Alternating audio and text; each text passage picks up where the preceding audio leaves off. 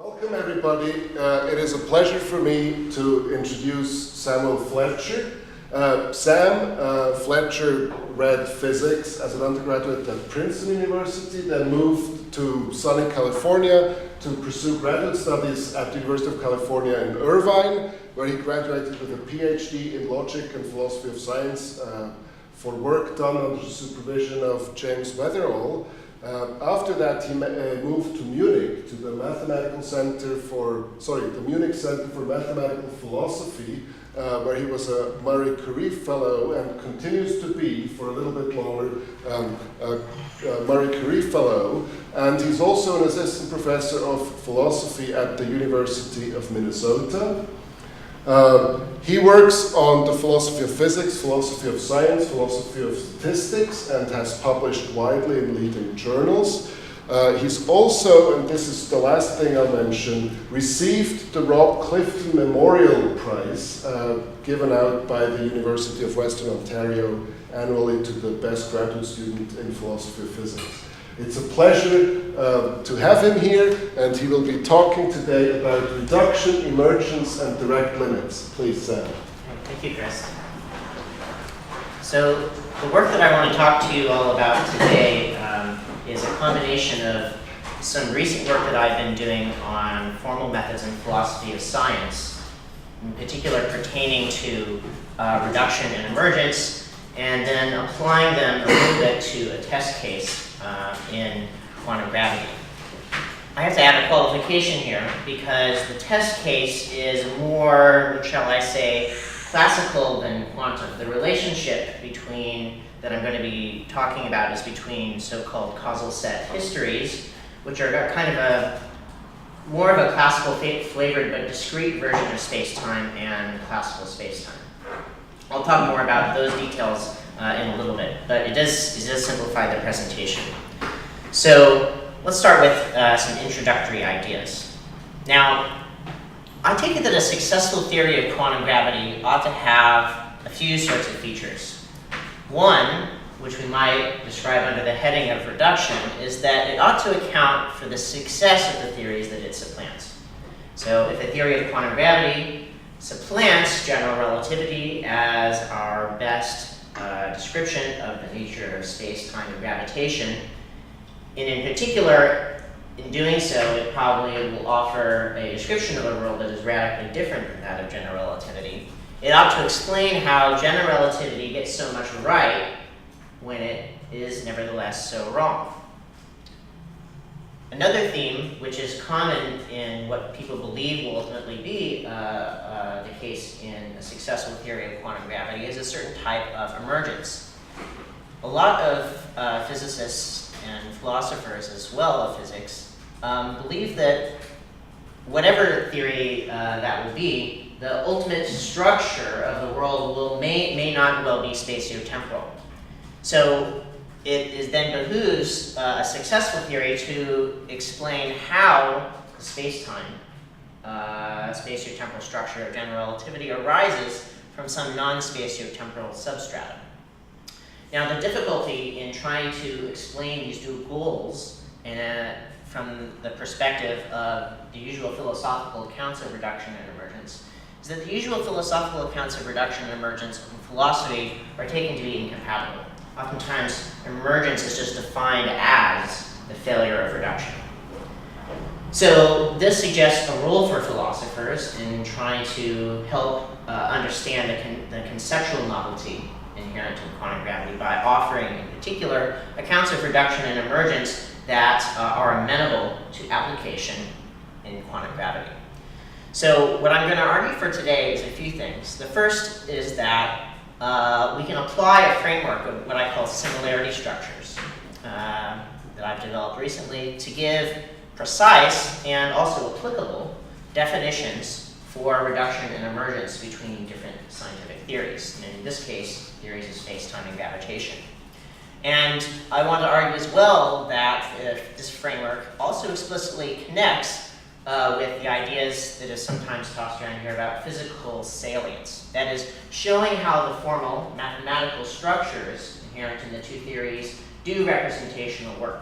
that one shows that there's a relationship between the theories. It's not merely a relationship between the mathematics used to represent the theories, but it's actually a relationship between the actual things that are being represented by the theories. And this in turn reveals new concrete goals towards which physicists and philosophers can work. I'll try to give an example of how I think that that could work using a test case, as I said, using causal set theory.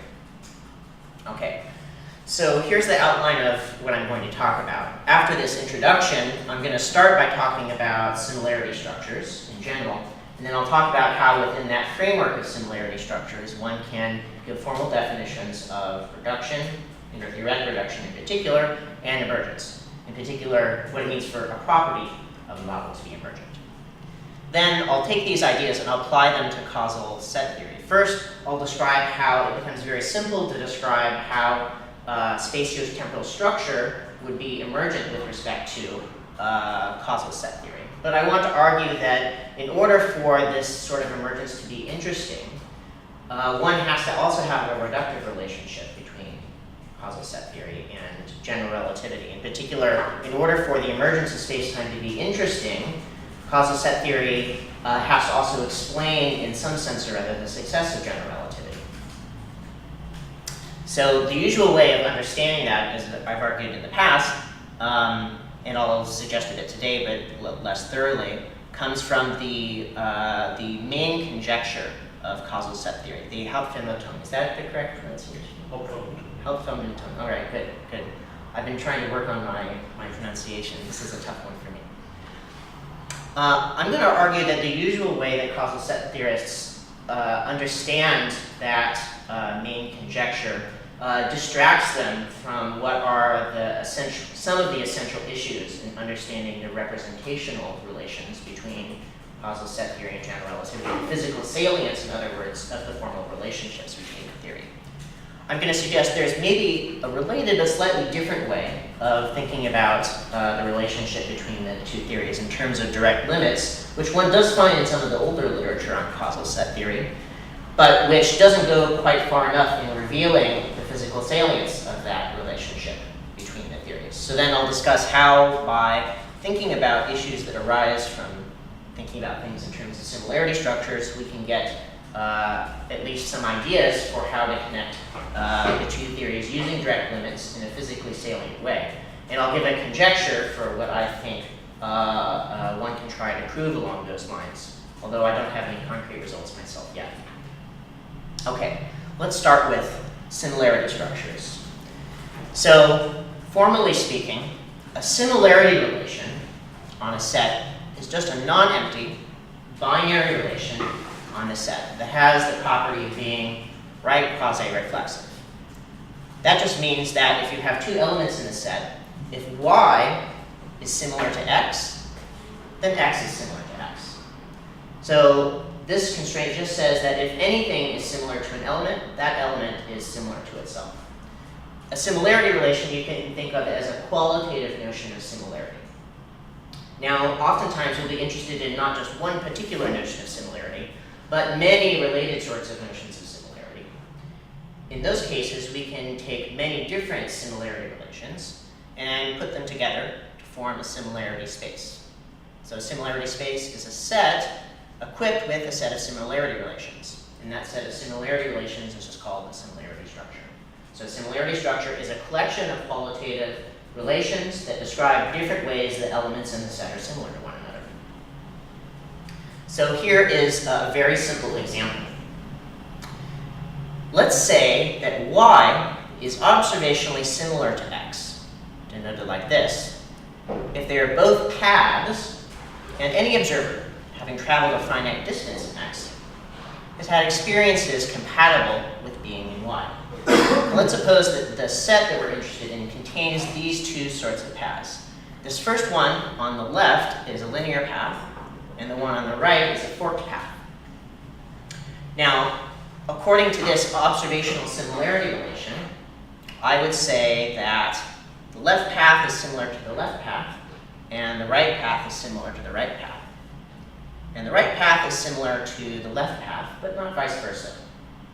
The reason for that is that you are traveling along one of the arms, right, this forked path.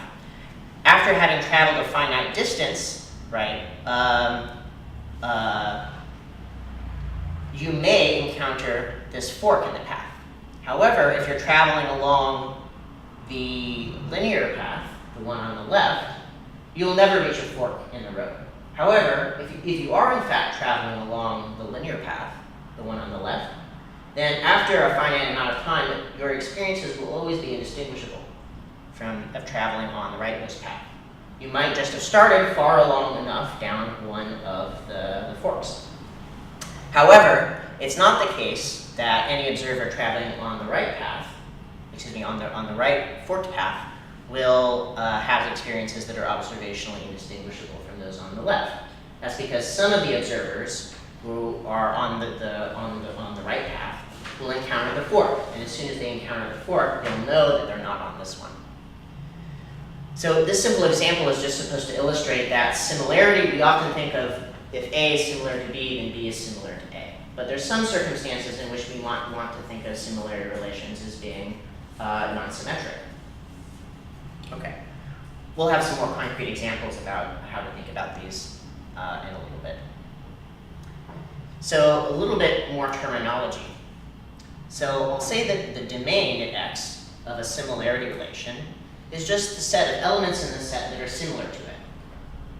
So the domain of a similarity relation at a point is just all of the elements in the set that are similar to that point. So let's let Bx denote the set of domains X of the similarity relations in the structure S.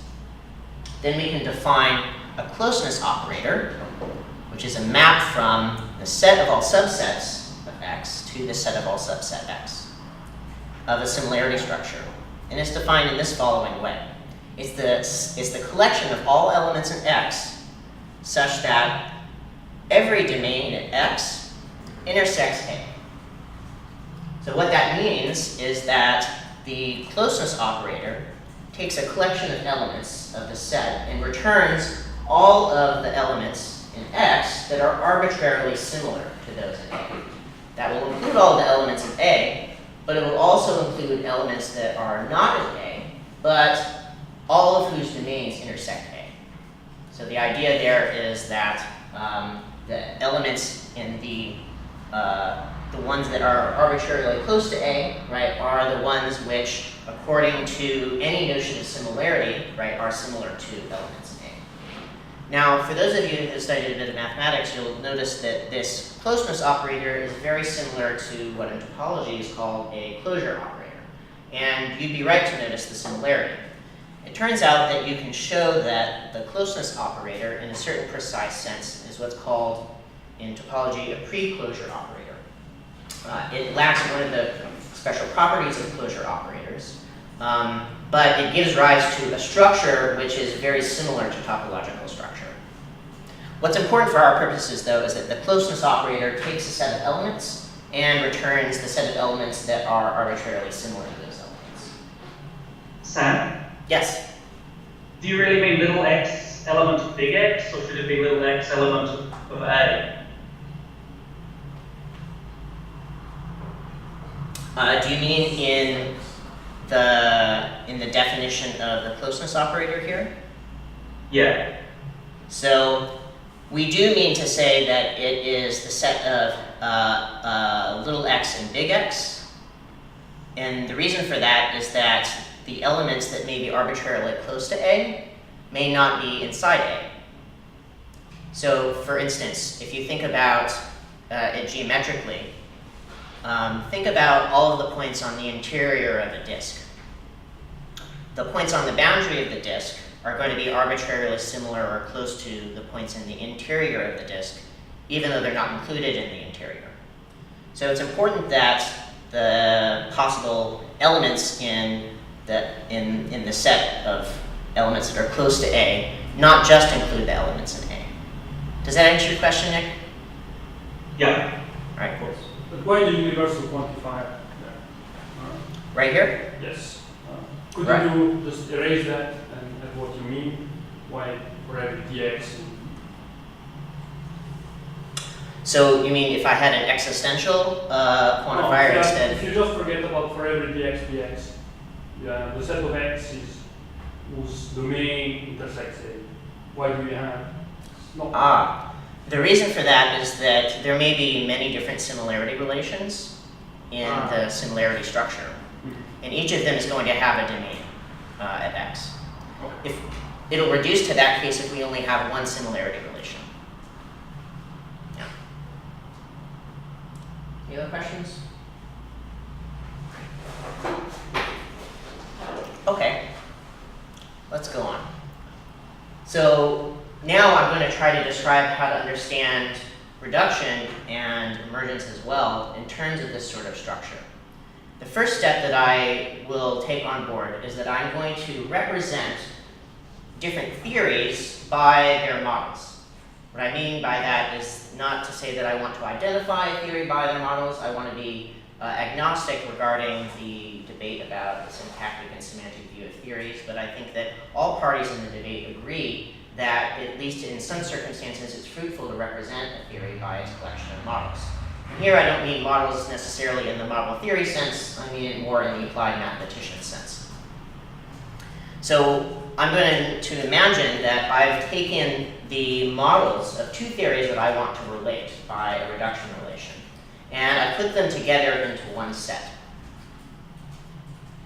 So let's suppose X is that set, and suppose that we've given it a similarity structure that has a closeness operator CL. Now let's suppose that the two theories that we want to relate have models T and T prime, which are subsets of X. So here's how I would like to define different sorts of reduction relations. I'd like to say that T completely reduces T prime when T prime is in the closure of T, set of all models that are arbitrarily similar to T. The idea here is supposed to be that the models of T prime may or may not be subsets of the models of T, but at least in the relevant way, in the way that they're being captured by the similarity structure, they're arbitrarily close to those of T. I'll give you a concrete example after I go through the definitions here. We'll say that T partially reduces T prime when T prime intersects the closure of T. And similarly, we can say T merely partially reduces T prime when T partially but not completely reduces T prime, and then T fails to reduce T prime when T does not partially reduce T prime. I think the most important ones here are these two definitions here. The rest really are just followed by logical construction. So let me give you an example that I've been able to show using this framework. An example is from Spacetime theory. So I've written this out in a qualitative way. Let me read it out first and then I'll explain a little bit. Here's a theorem. Suppose that the models of the theory of Newtonian gravitation and general relativity are equipped with a similarity structure whose relations capture similarity of observables of those theories that are defined on compact regions of spacetime. So a compact region is like a bounded region of spacetime. Then the models of general relativity partially reduce the models of Newtonian gravitation.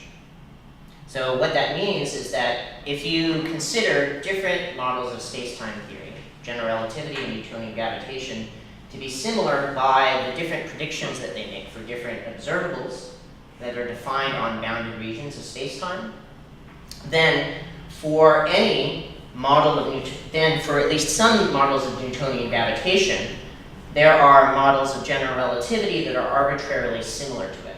They're arbitrarily similar means that they make arbitrarily similar predictions of those observables that are defined on bounded regions. So what this means is that if we wanted to explain the success of those models of Newtonian gravitation, we would say, aha, even though we think general relativity is a better theory, we can show that when the models of general relativity that would apply, right, are sufficiently similar to the models of Newtonian gravitation that we are applying, their differences in empirical predictions are so small that we can't tell the difference. So this explains the success of those models of Newtonian gravitation by showing that the predictions that they make are sufficiently similar to those of general relativity that that we might as well, practically speaking, use the model of Newtonian gravitation.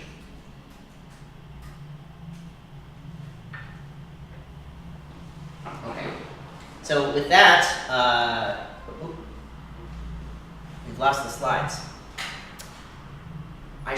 Oh, here we go. Perfect.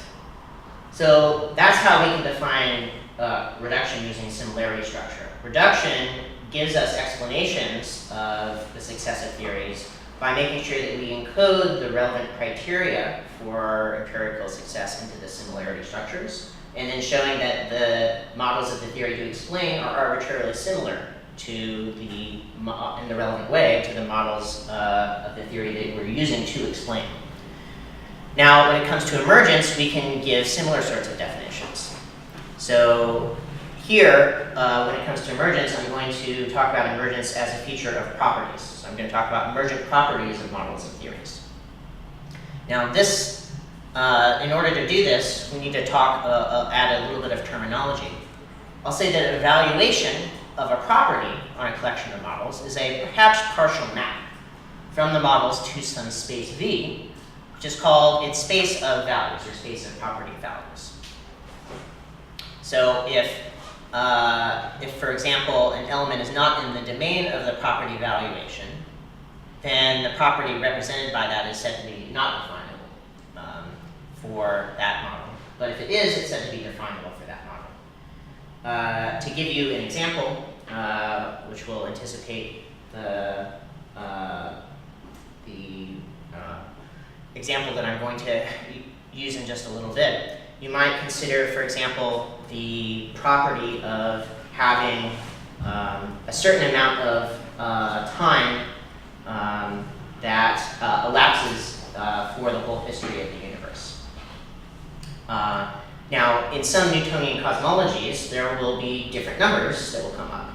10 years, a billion years, 10 to 10 years, for instance.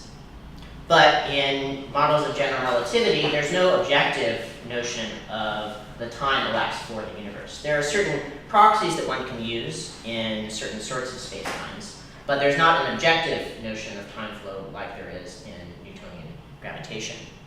So that particular property would be defined for Newtonian models of cosmology, but not defined for those of general relativity. Okay, so once we have that in hand, what we're going to be interested in doing is we're going to be interested in equipping both the space of models with a similarity structure, but also possibly the space of property values with a similarity structure. Because we're going to be concerned not just with how different models are similar to one another, but how different values of properties are similar to one another. Now, in many cases, the properties that we're interested in are going to be so-called Boolean properties. They're either true or false. In those particular cases, the similarity structure, which seems quite natural and canonical, is quite simple. We think that true is similar to true, false is similar to false, and that's it. Right? Of course, if the space of values has more structure than that, then the similarity structure on the space of values might have to be more complicated.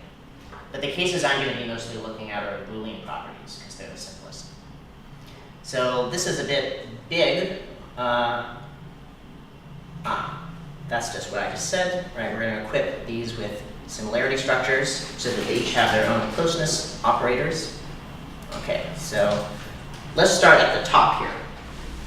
So at the top, we're going to look at some collection of models A, and we're going to look at the values of some property of another collection of models B. So we can give a variety of different sorts of definitions of what it means for the property values to be emergent. So we can say that the values of the property of the models of B are weakly emergent when they're not contained in the values of the property of A. The sense in which they're weakly emergent is essentially a sort of novelty, right? If one uses the models of A as the reference class, the values of the property of B are novel.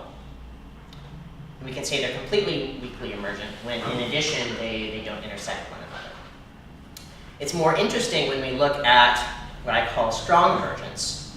Strong emergence of a property, class of property values, occurs when not just are the values novel with respect to those, the values of the property in B novel with respect to those in A, but they're also novel with respect to all of those that are similar to the properties in A.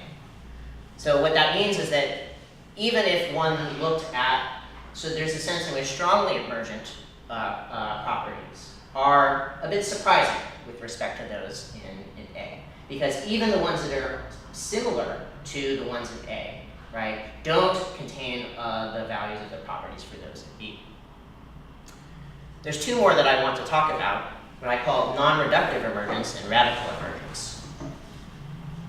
Properties, the property values for B, we can say are non-reductively emergent with respect to A, when they're not similar to the property values of those in A or any models that are arbitrarily similar to A.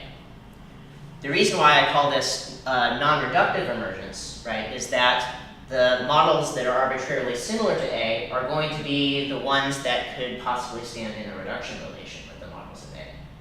So if the models of some particular theory are arbitrarily close to those of A, right, then if we have properties that are non-reductively emergent, it indicates a kind of failure of reduction, excuse me. Radical emergence will occur when the property values are not similar to either the values in A, those that are similar to A, or the property values that are similar to the ones that are similar to A. Okay, now it turns out that in the general case you can iterate these definitions to produce a whole infinite hierarchy of strengths of emergence. But let's just focus on these here. Logically speaking, radical emergence implies both non-reductive emergence and strong emergence. And logically speaking, both strong emergence and non-reductive emergence imply weak emergence. However, none of the reverse implications hold logically. Similarly, neither strong emergence nor non-reductive emergence imply each other. So what's going to be important often when we are looking at cases where we want to understand theories that have a reductive relationship of some sort, but where we also want to claim that some properties of a theory are emergent with respect to another, we should be looking for examples of strong emergence.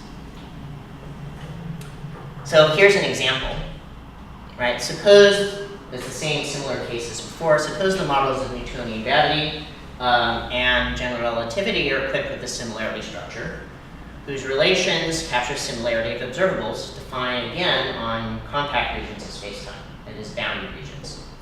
Then the property of having an absolute simultaneity relation is completely strongly emergent in models of Newtonian gravitation with respect to the models of general relativity. If you were just looking at the models of general relativity, you wouldn't expect absolute simultaneity. And indeed, none of the models of general relativity have the property of having a notion of absolute simultaneity, which is definable within them. So the idea is to use this sort of application of the definitions in analogy with having space-time structure, or having space-time manifold structure. There's also an important connection here with the physical salience of these formal relationships.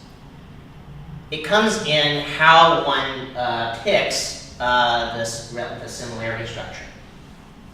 So one has to pick a similarity structure that captures the salient relationships, the physically salient relationships between the models of the theories. And we have a better chance of having the resulting formal relations of the reduction and emergence be physically salient when we do so. In particular, the similarity structure should contain all and only the relations which make a difference for the context at hand.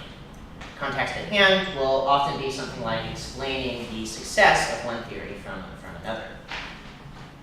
So in other words, this will be all of the similarity relations which bear on that question. Okay.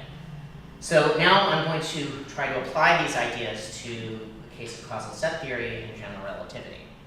First, some details to remind you all about the structure of causal set theory.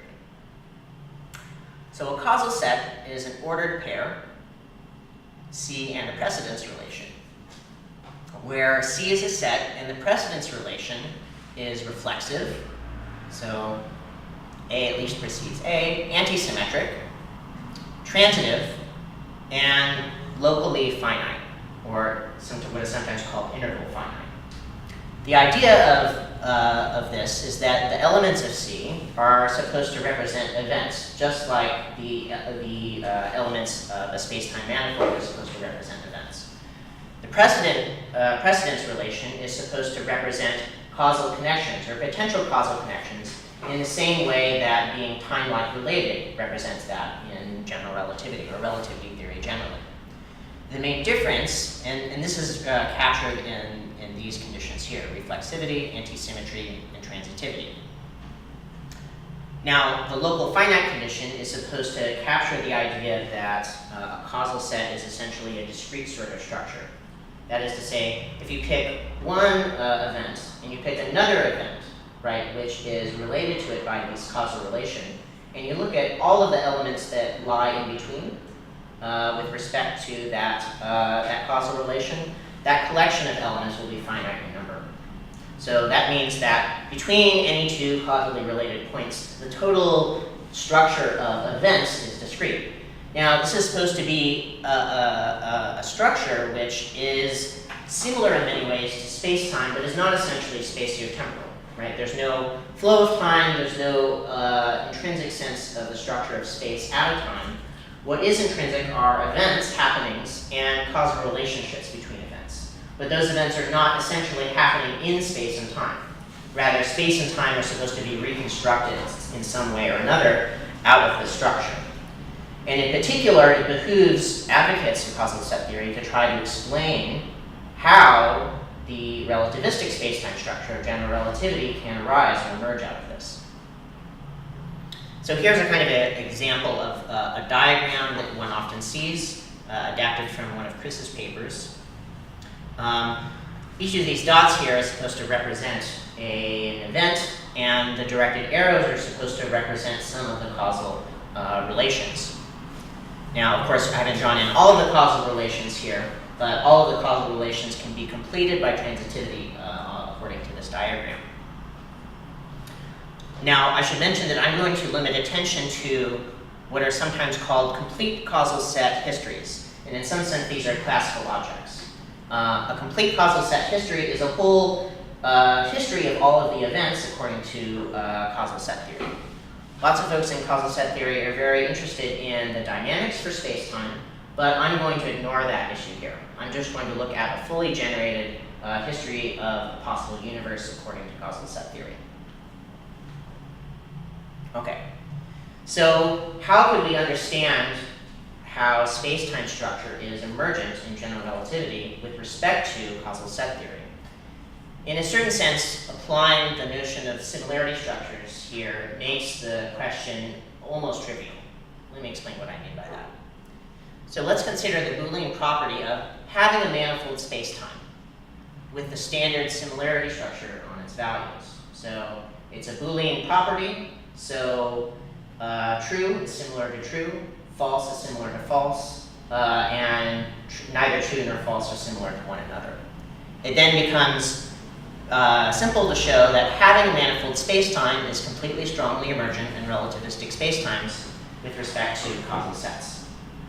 And one can do this no matter what similarity structure one places on the elements of those two theories, because strong emergence, as I've defined it, requires only similarity structure on the property values of the that the models have in common, not necessarily the similarity structure that the models have.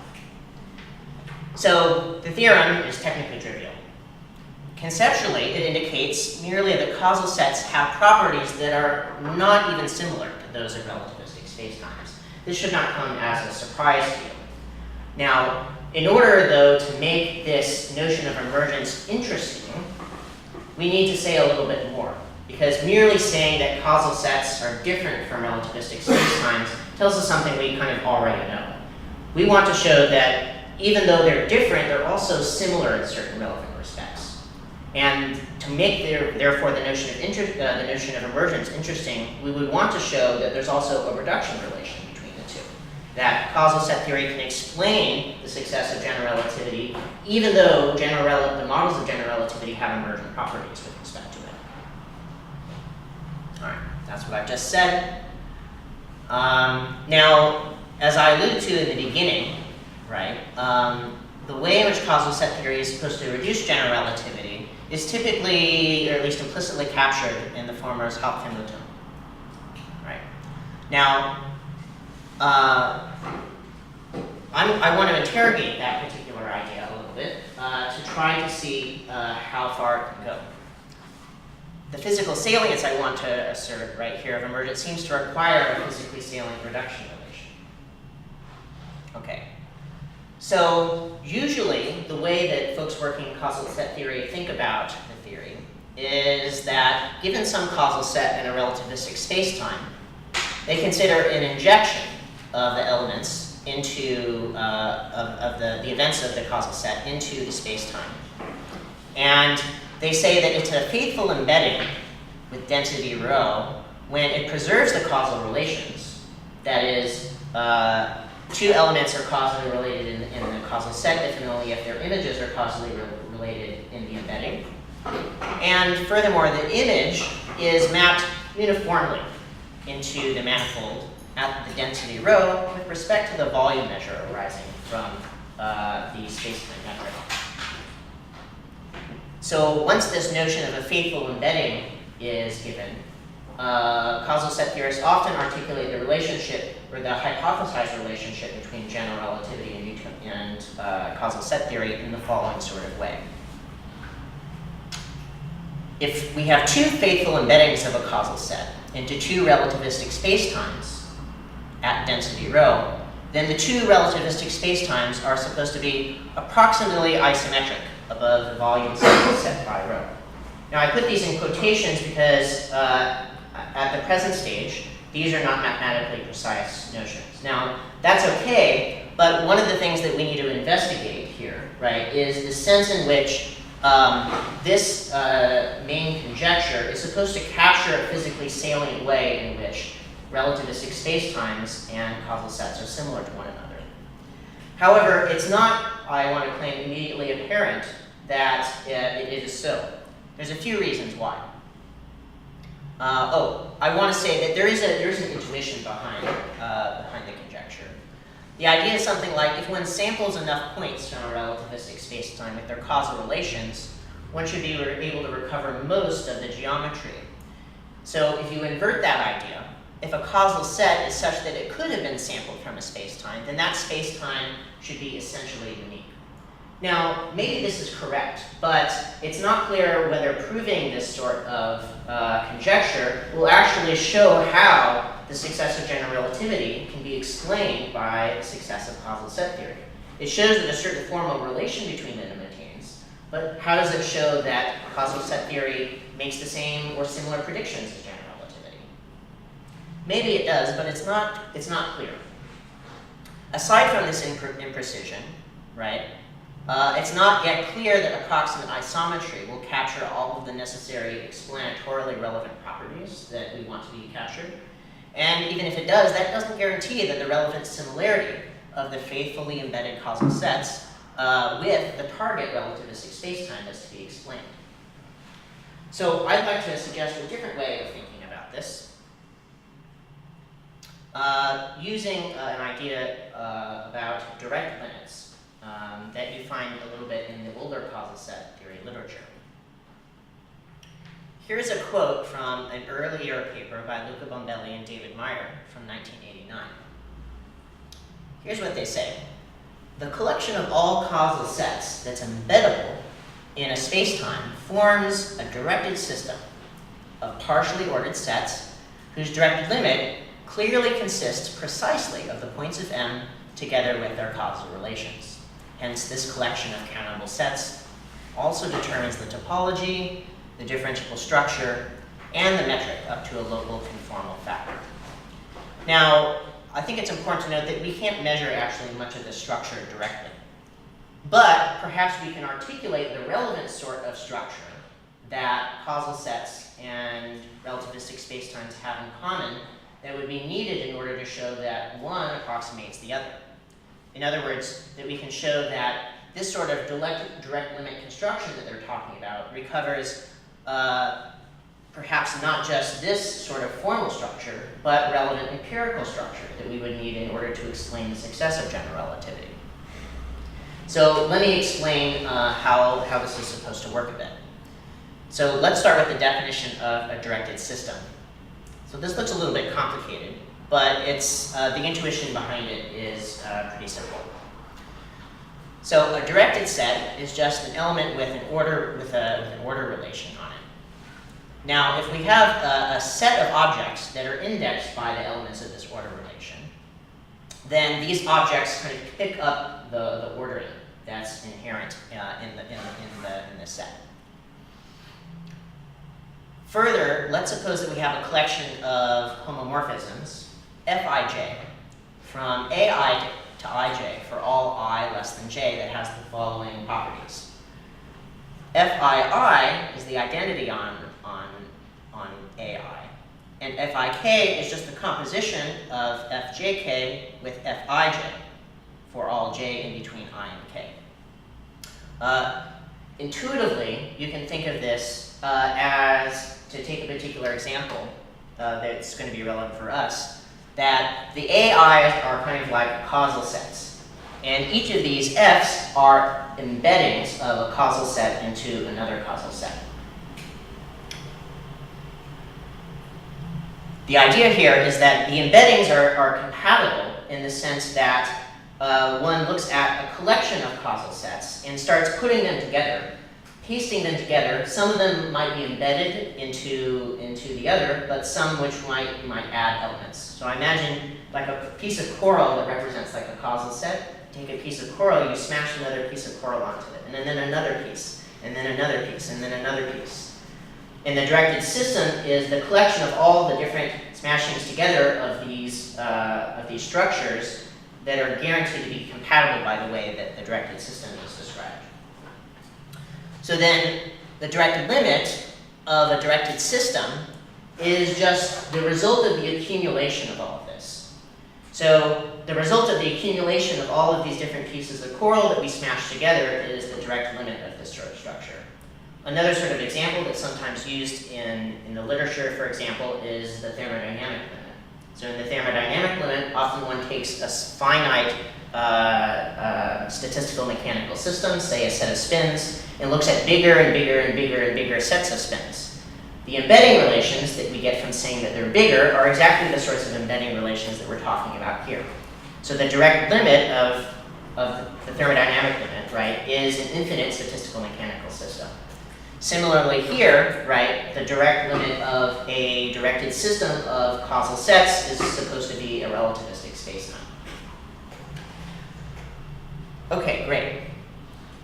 So the fact that the collection of all the causal sets that are embeddable forms a directed system that has as its direct limit the relativistic spacetime shows that we can construct a Lorentzian manifold, that is a relativistic spacetime, from a directed system of causal sets.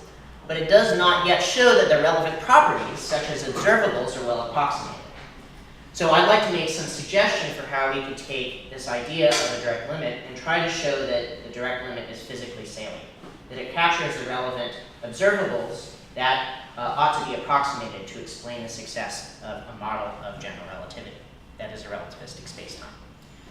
Here, we have to make some choices. So I'm going to make a tentative proposal. There's two kinds of relevant observables that we want to explain, or we want to approximate. One is going to be the hypervolume of an interval. So this is sometimes called an Alexandrov set. Given a point Q, which is time-like related to P, this set is just all of the elements that are future time-like related to P and past time-like related to Q. The second type of thing I think would be important to approximate are the proper times between two elements. These are just the lengths of the locally longest paths connecting the 2 points. Now, to be relevantly similar, I claim, the space-time in a causal set should assign similar hypervolumes and proper times when these values are sufficiently large. It might be the case that if one looks at sufficiently small hypervolumes and proper times, that the discreteness of the causal set comes into play and the approximation is broken. So here's the kind of idea to start with approximation of the volumes. So here's the Alexandrov set, right? The set of all points that are future related to Q and past related to P. I'm going to determine the difference in, suppose that a space-time and a causal set determine different volumes, indicated by these red and this green regions here, the red and blue regions here. I'm going to denote their difference in volumes by their symmetric difference of the volumes of their determinate Alexandrov sets here. So that's just to say that the difference is going to be the volume of the regions, the differences in the volumes of the regions. So here I've adapted actually a proposal by Bombelli and Meyer originally in their 1989 article, where Bombelli and Meyer originally take this to be a proposal to measure differences in causal structure, but I think we can adapt it to measure differences in hypervolume. Here, this is just the ratio of the differences to the ratio of the volume of the union here. So as this goes to 0, they agree on the volume. And I want to use this function, which is dependent on picking a particular 2 points, right? If I go back here, particular P's and Q's, right? This function assigns a distance in a certain sense based on the differences in volumes that are assigned to those. I want to take a volumetric distance between a space-time and a causal set just to be the supremum of all of these volumes, taken only over volumes that are sufficiently large. So the idea is look at the differences in volume of all the relevant Alexandrov regions that are sufficiently large. The maximum difference between them when they're finite is going to be the volumetric distance between a causal set that's being embedded right into a space-time and the space-time. And we can define the relevant similarity relations here. The causal set S prime is similar in this particular way to S when the volumetric distance between them, right, is less than epsilon. And we do that for all epsilons, right? So we have an infinite family of similarity relations that we add in here. Now, when it comes to proper times in causal sets, the proper time between 2 causally related points has been hypothesized to be proportional to the length of the locally maximal path between them. So a path between 2 elements in a causal set is a sequence of events in the causal set, such that the earlier events precede the later events, and there is no event in between. So in other words, they're the smallest links, right, in space-time that can be constructed together. In a relativistic space-time, the proper time between 2 causally related points is usually given by the geodesic distance between them.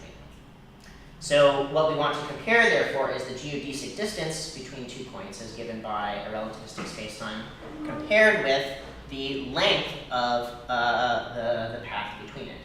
And if those sufficiently approximate one another, right, then we can assign a distance between the causal set and the space-time in a similar way.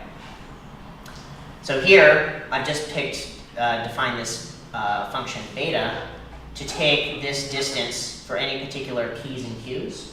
So here, this first term here is the geodesic distance according to the relativistic spacetime. The second is the path distance according to the causal set. And like before, we can take the proper time difference distance, right, between them, just to be the supremum of all of these over all points that are sufficiently long, right, that are above some minimal length. It'll be given something like the Planck time.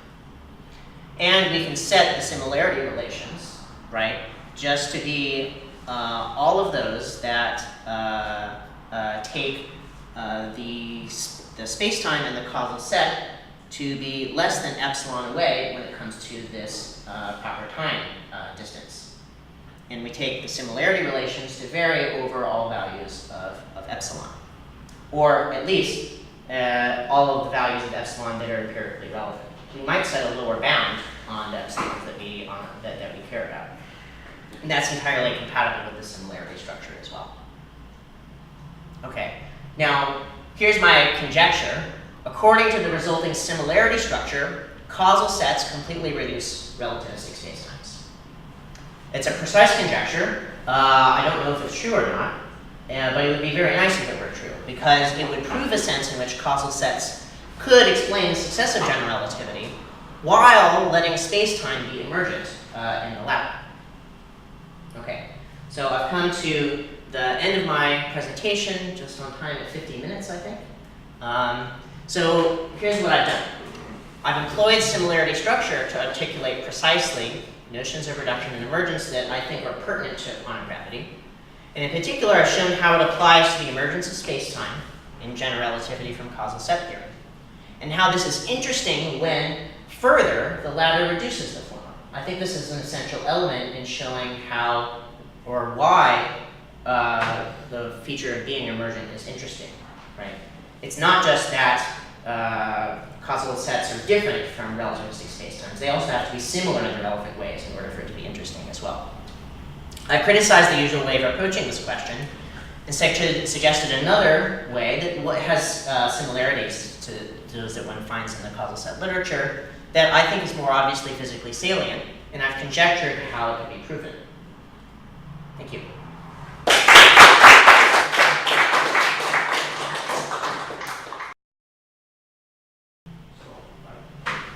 Yes? So I had a question, maybe a remark on the first part of the talk, say on the theory and on the definition of reduction, not on the application to quantum gravity. Yes.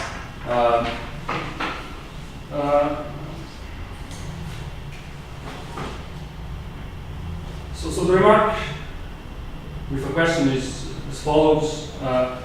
We have defined the relation of reduction between theories as classes of models. And it seems to me, maybe you agree, that all the work is done by the similarity structure. So what you have defined really is this set of models reduced to that relative to that similarity structure. So the part that eludes me is how do you get the similarity structure? All the work is done by the similarity structure. The question is how do we get the right one? And so you gave an example, but it was not spelled out in detail. Yes. Can you flesh out completely what you mean by observable and distinguishable, notion of observer, and so on? Yeah. Should I talk about that specific case, or would you like me to talk in general about? Do you think they can use that in general, or how do we do in a special case? Okay. How about I go wide and then narrow. So I'll talk about how I think one proceeds in general, and we'll talk about how in this particular case it's an instance of that. So I think that one of the things that I've argued for before is that I don't think that the similarity structure is inherent in the theories. I think that which similarity structure is going to be relevant will depend on the kinds of questions that one's asking. And in particular, it will depend on, I think, especially in the context of doing reduction, what exactly we're trying to explain about a theory. So if general relativity in its huge apparatus only makes very few, very specific predictions that are tested, it would be similarity of those sorts of predictions, which would be the relevant features. But suddenly, if we are able to test new things about the theory, right, and make new observations that we wanted any future theory to explain as well, those new features would also have to be incorporated into the similarity structure. The features that ought to be incorporated in the similarity structure should be all and only those that make a difference to the explanatory question being asked.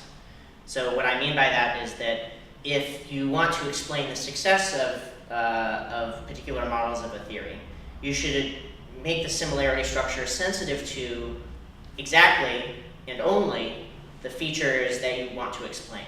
Not more, not less. Because if you have more, then the question that the things you can prove will answer goes too far, and if you have too little, it won't go far enough.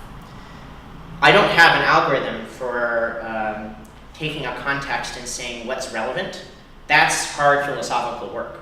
So in this sense, this framework is a tool that people can use, and it does not end philosophical discussion about the relationships between theories, but gives people a precise way. It shifts the discussion away from like, what is reduction, what is emergence, to what is the relevant things that we have to explain about a theory. And if a community can come to sufficient agreement about that, they can come to sufficient agreement about what the relevant similarity structure is, and therefore at least formulate in a precise way what the question that needs to be answered is. Now, in the case of general relativity and Newtonian gravitation, I've supposed that the things to be explained are fields that are definable from the metric local observers, meaning in this particular technical context, tetrad fields, all of which are restricted to compact regions of space-time.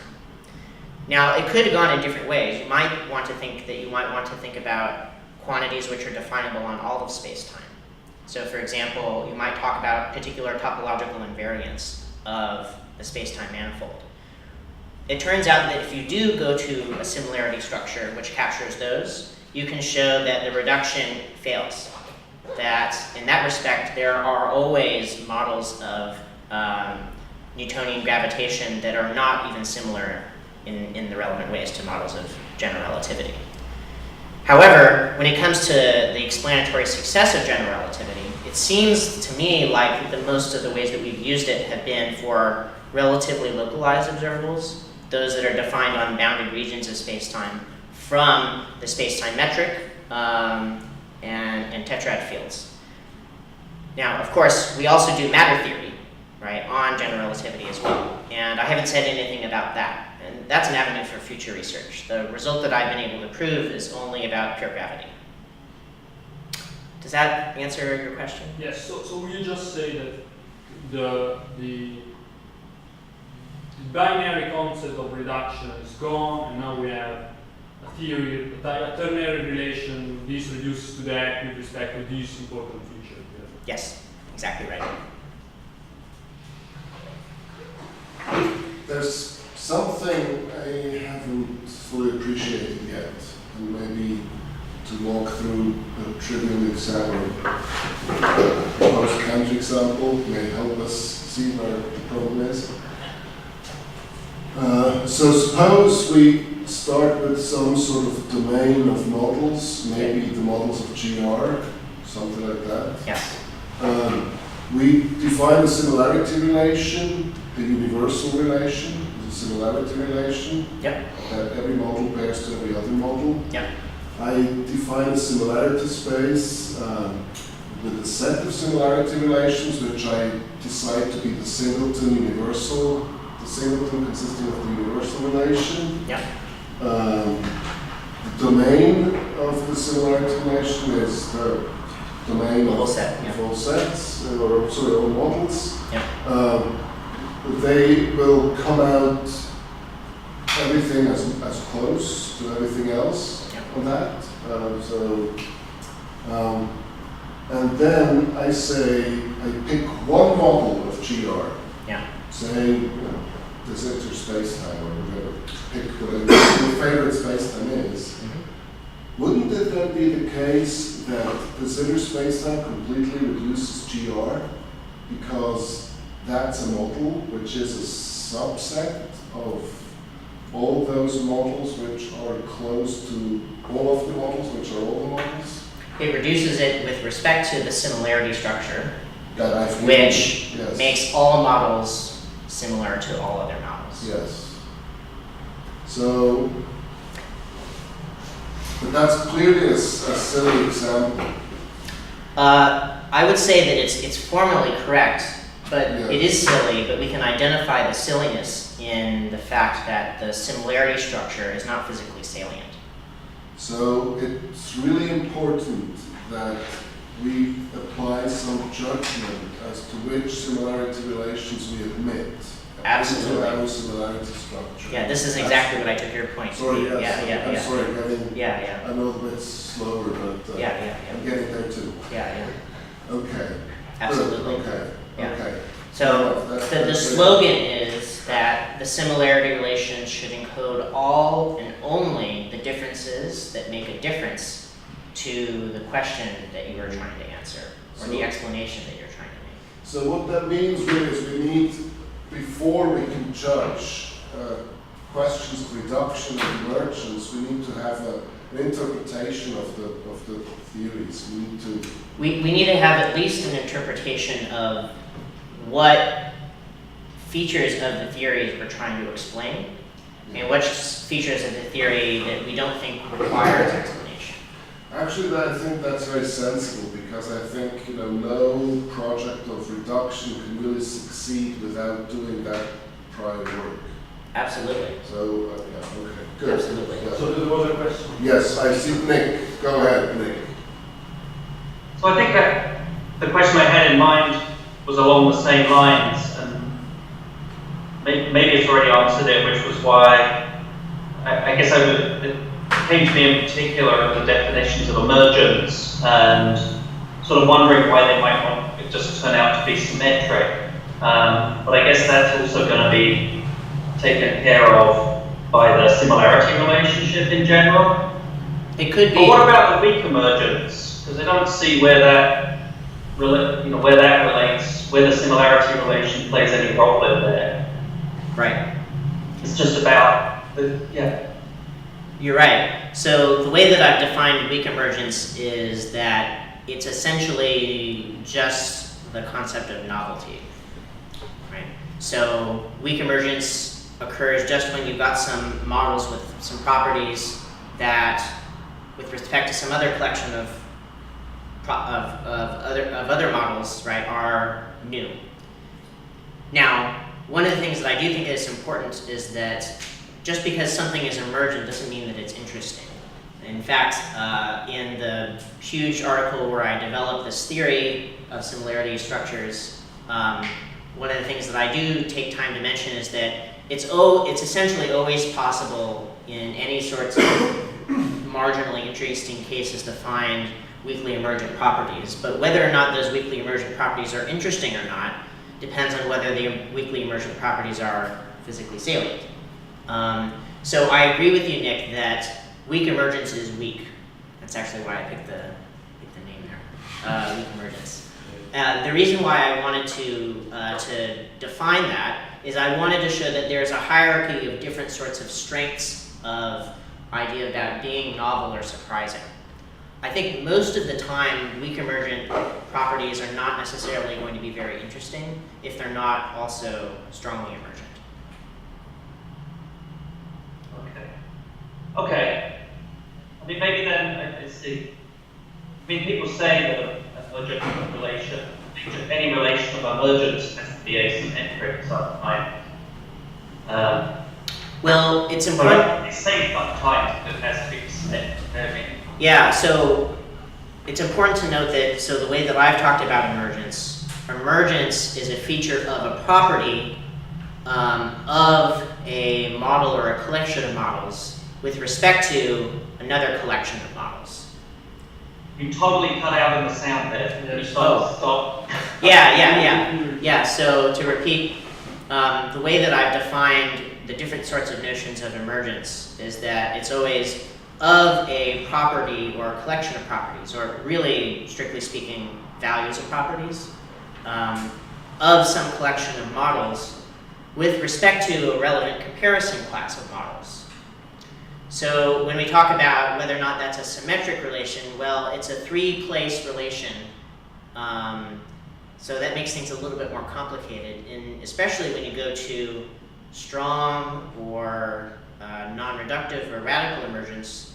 It also brings in the similarity structure on the value space for the property, and perhaps as well, similarity structure on the space of models as well. So these are many place relations in the strict sense. But if you want to fix in the background the property, then you can talk about it as a relation between a collection of models and a collection of models if you want to. So, regard to the question about is it a problem that in certain circumstances it's going to be symmetric, that's a good question. So let me put it. Yeah. Yeah, I think you're free to define these things as you like. Yeah. As you're doing is not unreasonable.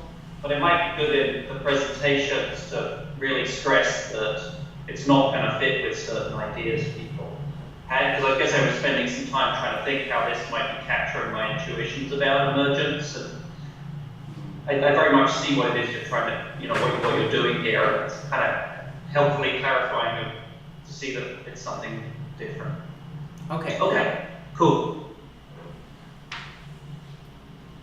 Did you have a question? That's it from here at the moment. Okay. So at the end, towards the end, you tried to make a tentative proposal to put some flesh on the bone here, and In the case of causal set. in the case of causal sets, yes, absolutely. For hypervolume and proper time as the sort of the physically relevant properties that we're interested in and that we should look at. That seems eminently reasonable, but it's not obvious to me that this is the best or only way to go about. Do you have anything more to say about the choice? I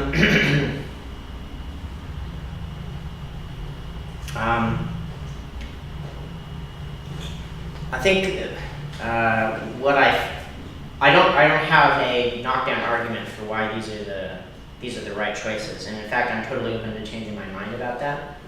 But what I thought about is I thought about the kinds of observables that general relativity and causal set theory have in common, because it's only in some sense the ones that they have in common which are going to be the ones that are easiest by which to compare them.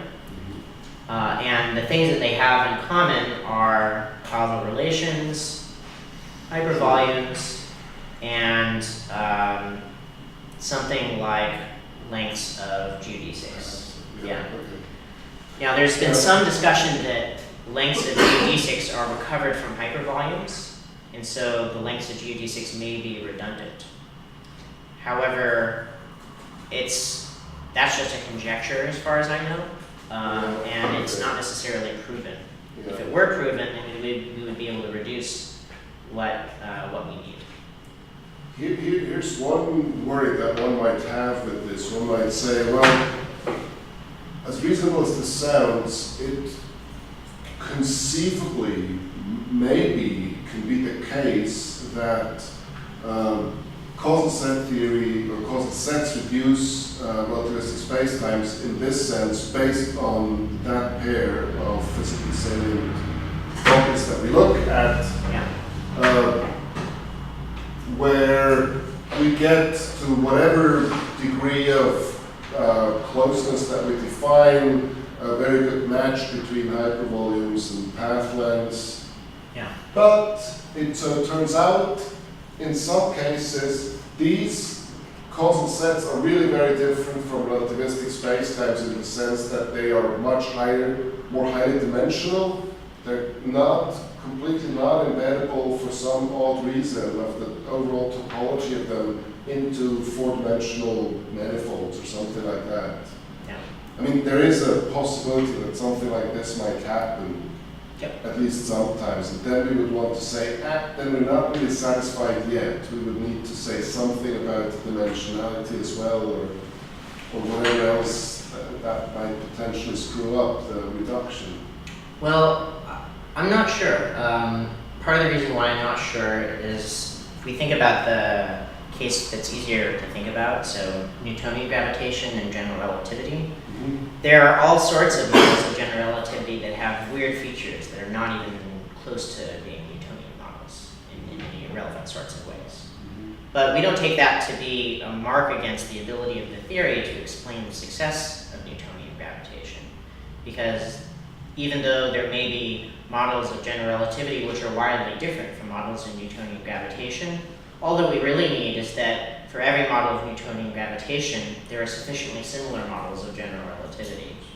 Because in those circumstances, we can say, how can we explain the success of this Newtonian model, this by all means successful Newtonian model? It's because there is in fact a model of general relativity which is similar enough to it in the physically salient ways. So I would say the same thing here, right? Causal set theory will produce all kinds of models which are not manifold-like, as they say in the lingo. But what's relevant is we want to show that for every relativistic spacetime, there are sufficiently manifold-like causal sets that are relevant to them in a physically salient way. There is one thing that I think that does need to be added here, which is that we don't, the causal set theory, as I've been discussing it, has just really focused on causal set histories. And one of the consequences of that is that it's very difficult to say general things about a causal set without some further sorts of constraints. So it may turn out that future developments of the theory try to remove some possible causal sets as being really physically possible. Yeah. And if they do that, one has to take care that models that are essential to the explanation of general relativity are not removed. Yes. So it may be in future, we may believe that when it comes to causal set theories, causal set histories, we can explain the success of general relativity. But it might be that future developments of causal set theory change that. So the worry might be that not so much that causal sets don't completely reduce relativistic spacetimes, because one thing that generically happens, of course, in causal set theory is that the relevant, nicely behaved, manifold-like causal sets are crowded out by those which are not. So there's a worry that even though there may be some models of causal set theory that are sufficiently similar to relativistic spacetimes, generically the models are wildly different.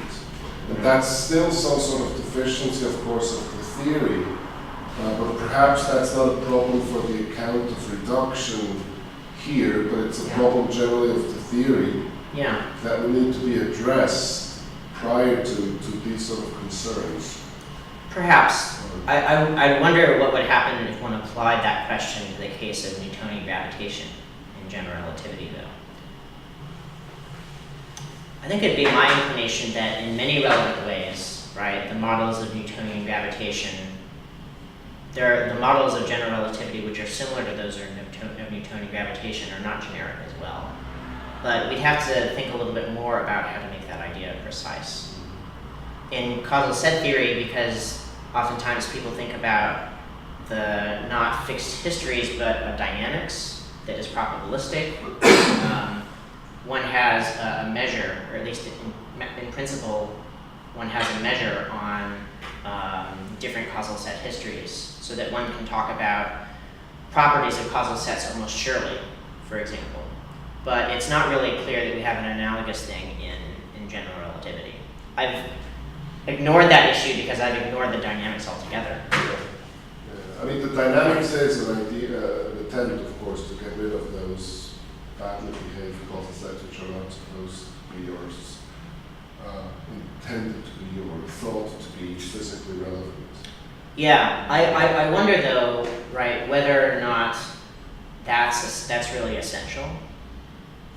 I mean it in the following sense, that the whole community of causal set theory has gone in that direction, and they really committed to it as being an essential part of the theory.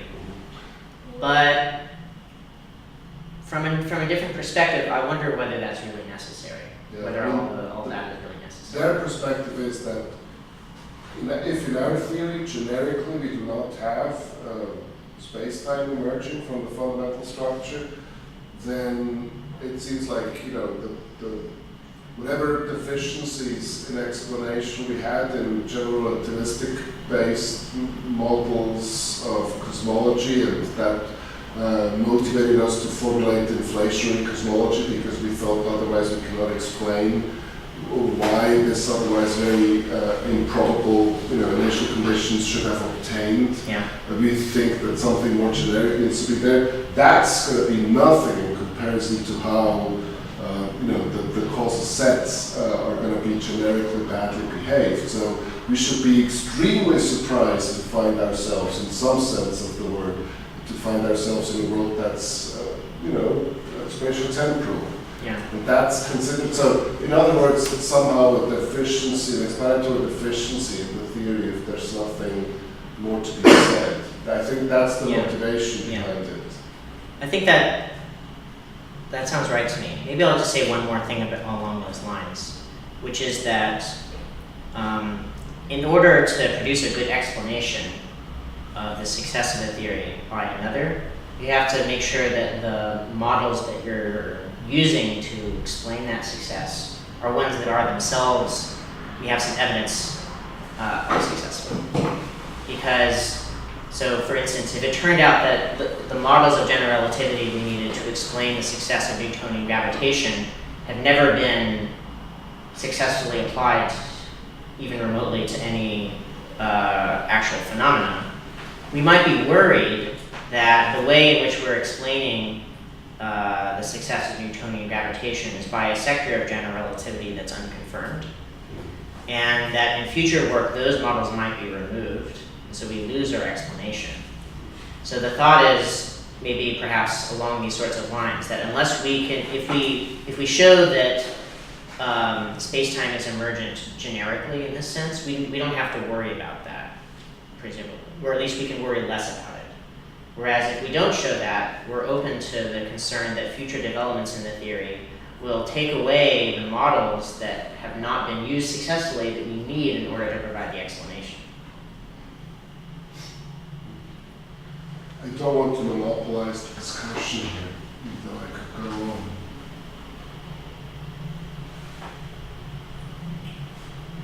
What is it?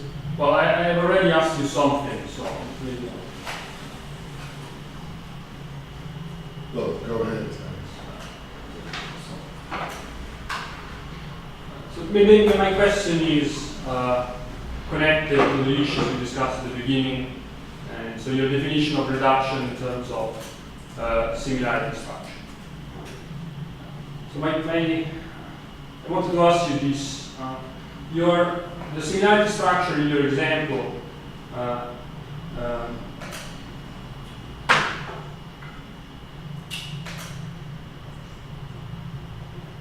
Would you think that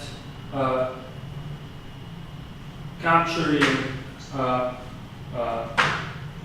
say only the idea of two models, say two possible worlds that in many respects observational and distinguishable, or the similarity which is not symmetric, is in many cases too weak, a relation to capture many metaphysical distinction, whereas maybe the other notion that you could use, maybe the one of embedding between models, which is clearly a similarity relation in your sense, could be too strong. So my worry is that many things that are in the middle, they are not, say, a relation of embedding, but they are not just, say, observational equivalence. There is something metaphysical there could not be captured. Yeah. I would say that if what you're trying to explain is not the empirical success of a theory, but you're trying to explain something like like a kind of metaphysical explanation, where you want to say that the relevant things that I have to explain are not the features of the models that are predictively successful, but also other features of the model that don't necessarily figure in prediction, but have some important metaphysical interpretation. In those cases, I'd say, well, encode those things into your similarity structure, and then turn the crank, you get a conjecture for what you need to try to prove, and then you try to prove it one way or another. And you may prove that even though one theory can explain the empirical success of another theory, that metaphysically it doesn't fully explain it, right? And that's definitely an open possibility. That's definitely an open possibility. So maybe another way to reframe the question would be to refer to, say, the usual problems of the semantic view of theories.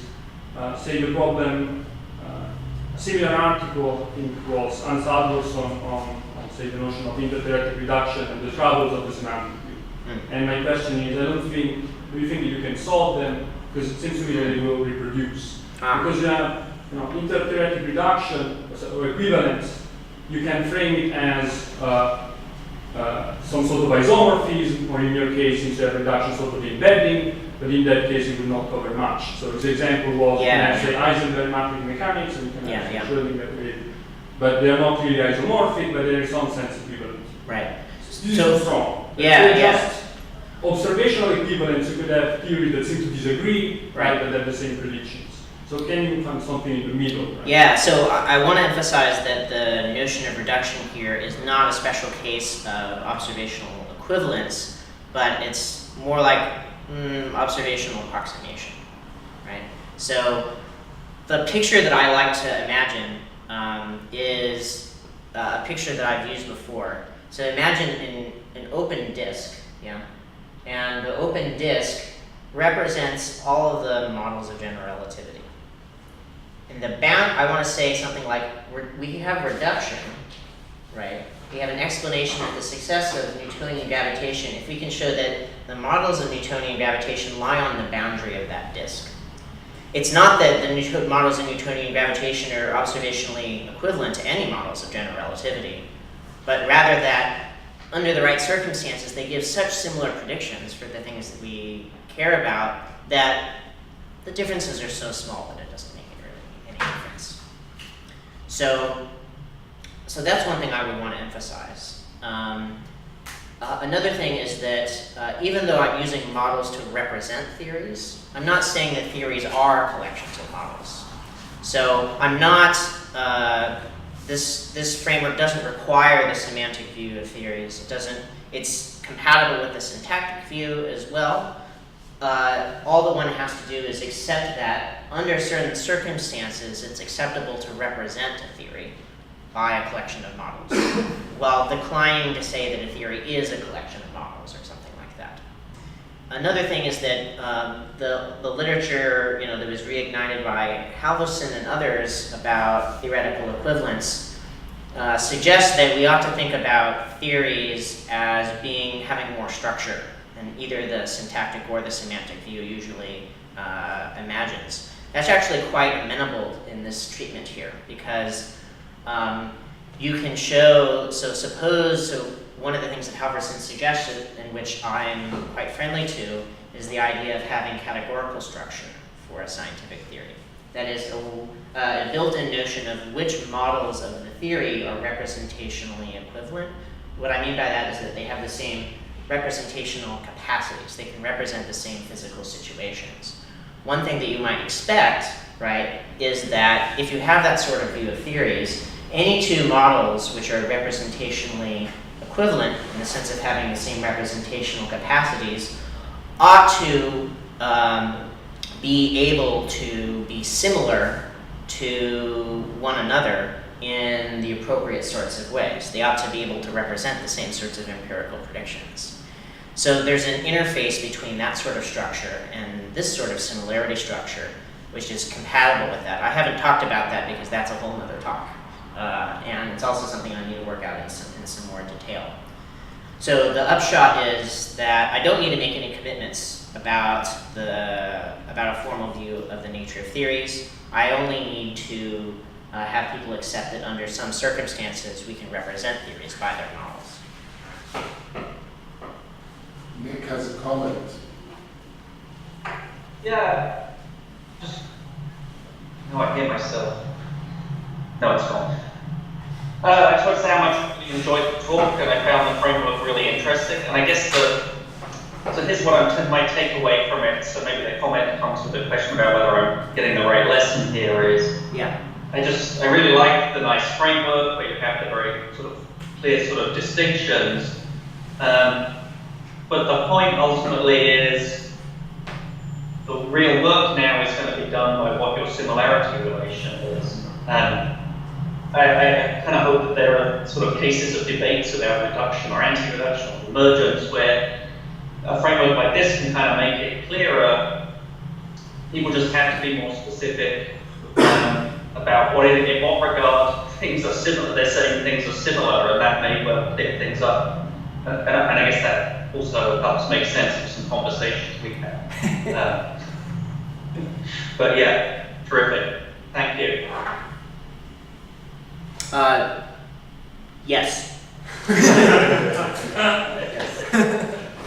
Yeah, that's exactly right. That's exactly what I see this framework is doing, is offering the tools to make the discussion more precise. I don't think it's going to, by itself, solve problems, but it gives us the tools to be able to solve problems. Or at least perhaps come to a consensus about cases on which there's debate. Yeah, or at least sort of isolate the differences between. Yeah. Very good. Okay. We've come to the end of the session. Please join me in thanking Sam again.